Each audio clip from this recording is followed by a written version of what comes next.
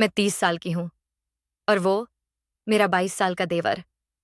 पहले उसकी नज़र में शरारत होती थी, अब कुछ और है। उस रात जब घर में सिर्फ हम दोनों थे, बिजली चली गई थी और मोमबत्ती की रोशनी में उसकी आंखें मुझे पड़ रही थीं।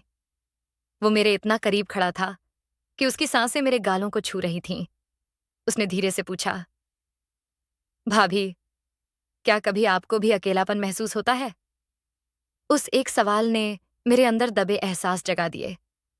उसके आगे हम दोनों के बीच जो हुआ, वह मैं आपको आगे इस कहानी में सुनाने जा रही हूँ। प्लीज़ कहानी को अंत तक सुनिएगा और चैनल पर पहली बार आए हो तो प्लीज़ चैनल को सब्सक्राइब अवश्य कर लीजिएगा, क्योंकि इसी तरह की कहानी आपको इस चैनल पर मिलती रहेगी। चलिए, कहानी शुरू करती हूँ। मेरा नाम है स्मिता। शादी को 5 साल हो चुके हैं। मेरे पति बिजनेस के सिलसिले में अक्सर बाहर रहते हैं। घर बड़ा है, लेकिन कभी कभी दिल बहुत खाली लगने लगता है और उसी घर में रहता है। मेरा देवर आर्यन, 22 साल का, लंबा चौड़ा, जिम में घंटों पसीना बहाने वाला। उसकी बाहों की नसें जब उभरती हैं तो लगता है जैसे किसी फिल्म का हीरो सामने खड़ा हो। लेकिन मेरे लिए वो हमेशा बच्चा था। कम से कम मैं यही सोचती थी।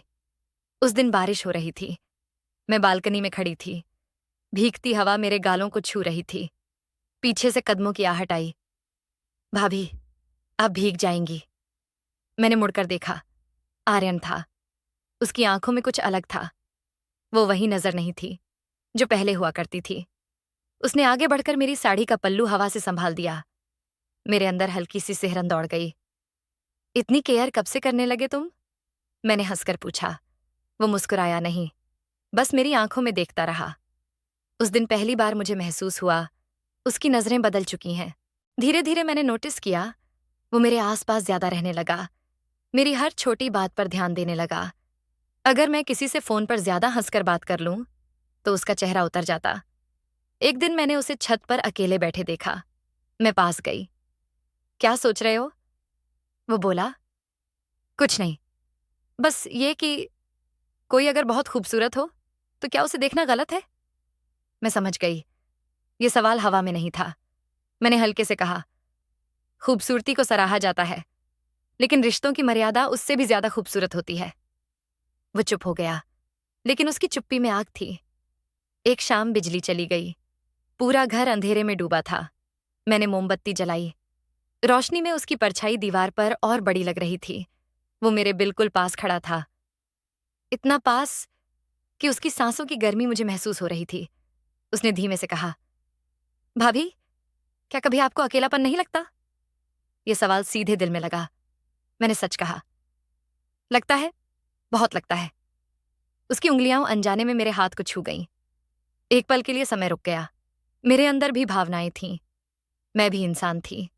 मैं मन ही मन सोचने लगी, मेरा देवर ही शायद मेरे अकेलेपन को दूर कर सकता है।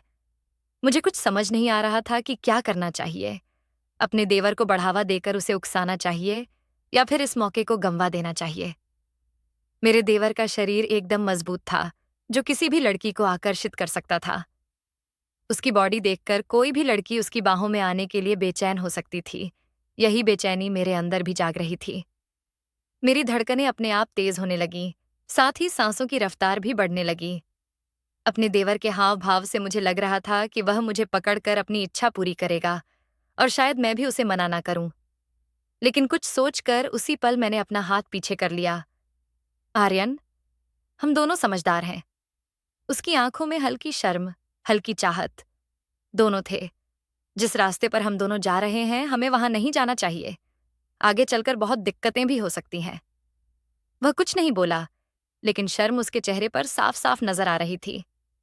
शायद अगर वह थोड़ी बहुत और कोशिश करता या मुझे मनाने की कोशिश करता तो क्या पता मैं मान भी जाती। लेकिन उसने कोई कोशिश नहीं की और यह शायद सही भी था हम दोनों के लिए। अगले कुछ दिनों में मैंने महसूस किया वो जिम से और ज्यादा मेहनत करने लगा। शायद खुद को और बेहतर बनाना चाहता था। एक दिन मैंने उसके कमरे में गलती से उसकी डायरी देख ली। उसमें लिखा था, मुझे पता है यह गलत है, लेकिन जब वो मुस्कुराती हैं तो लगता है दुनिया रुक गई। काश वो सिर्फ मेरी होती। मेरे हाथ कांप गए। मैं समझ गई वो एक खतरनाक मोड़ पर है। उस रात मैंने खुद को आईने में देखा। मैंने सोचा, अगर मैं कमजोर पड़ी तो एक रिश्ता टूटेगा, अगर मैं मजबूत रही तो एक जिंदगी संभल जाएगी। मैंने तय किया, मैं उसे गिरने नहीं दूंगी। अगले ही हफ्ते घर में एक मेहमान आने वाली थी, एक लड़की जिसका नाम था अनाया। वो आर्यन की कॉलेज फ्रेंड थी।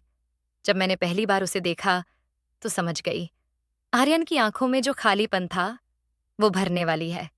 लेकिन कैसे? क्या सच में उसके दिल में मेरे लिए जो था वो खत्म हो जाएगा या कुछ और होगा?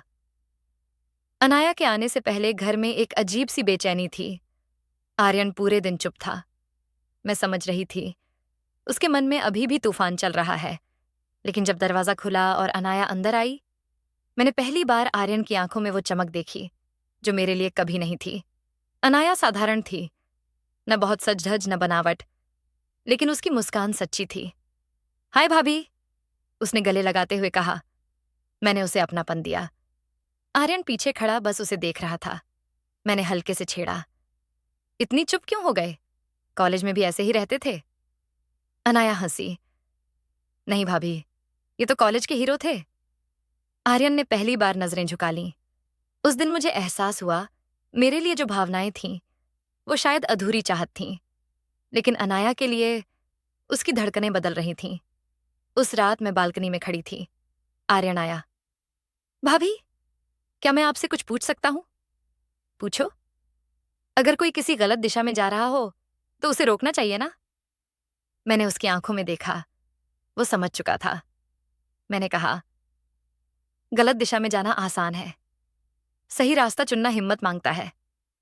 वो कुछ पल चुप रहा, फिर बोला, मैं आपको खोना नहीं चाहता था, लेकिन शायद मैं खुद को ही खो रहा था। मेरे दिल से बोझ उतर गया। अगले दिन मैं रसोई में थी। पीछे से किसी ने कहा, आप बहुत अच्छी हैं। मैंने मुड़कर देखा, आर्यन।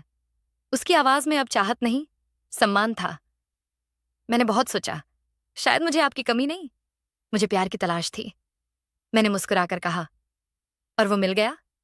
उसने धीरे से कहा, शायद अनाया में। मेरे अंदर हल्की सी राहत की लहर दौड़ गई। कुछ दिन बाद मैंने देखा, आर्यन अब मेरे आसपास कम, अनाया के आसपास ज्यादा रहने लगा। लेकिन फर्क ये था, अब वो मुझे देखकर मुस्कुराता था, वैसी नजर से नहीं। एक शाम अनाया मेरे पास आई। भाभी, मुझे लगता है मैं इन्हें पसंद करने लगी हूं। मैंने उसका हाथ पकड़ा। और ये तुम्हें। उस दिन मैंने पहली बार खुद को हल्का महसूस किया। रात को छत पर आर्यन ने अनाया से कहा, मैं कुछ समय पहले बहुत उलझा हुआ था। मुझे लगा था मैं किसी और को पसंद करता हूं, लेकिन वो बस एक खालीपन था। अब समझ आया, प्यार वो है जिसमें सुकून हो, सम्मान हो। अनाया की आंखें भर आईं। मैं दूर खड़ी सब देख रही थी। मेरी आंखों में भी नमी थी, लेकिन वो दुख की नहीं थी, वो राहत की थी। कुछ हफ्तों बाद आर्यन ने मुझे राखी बांधने को कहा। मैं चौंक गई। उसने कहा, रिश्ते खून से नहीं, नियत से बनते हैं। मैंने आपको गलत नजर से देखा, लेकिन आपने मुझे गिरने नहीं दिया। मेरे हाथ कांप गए। मैंने राखी बांधी। उस दिन हमारा रिश्ता और मजबूत हो गया। 1 साल बाद आर्यन और अनाया की शादी हो गई। विदाई के वक्त उसने मेरे कान में कहा, अगर उस दिन आपने मुझे नहीं रोका होता तो शायद मैं खुद से नजरें नहीं मिला पाता। मैं मुस्कुरा दी, क्योंकि कभी कभी सबसे बड़ी मोहब्बत वो होती है जो मर्यादा बचा ले। तो दोस्तों, यह थी मेरी छोटी सी कहानी।